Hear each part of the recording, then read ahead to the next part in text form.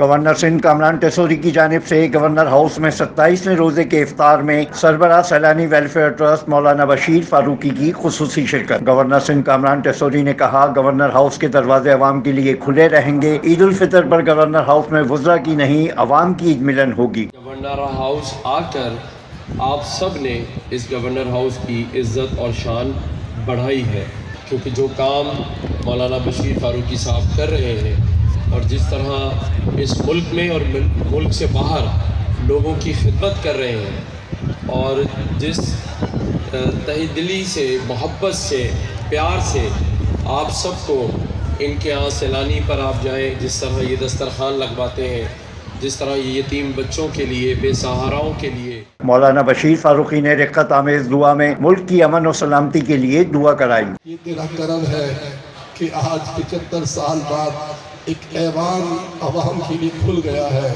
اور ایوان میں آ کر عوام اپنے ایوان کے اندر اپنے اس عظیم الشان مہینے کی افطار بھی کر رہے ہیں، اور عید میں بھی اس ایوان میں آ کر اپنی عید منائیں گے۔ اس سے دعا ہے کہ ہمارے سارے ایوان جن کی وجہ سے حکومت ملی ہے، عوام کی وجہ سے، ہمارے عوام کے ان نمائندوں کو اپنے صحیح عطا فرما۔ اس موقع پر شہریوں کی بڑی تعداد اور اسکولز و کالج کی بڑی تعداد موجود تھی۔ Afzal Khan, C110 news, Karachi. C110 news, خبر کی اصل خبر۔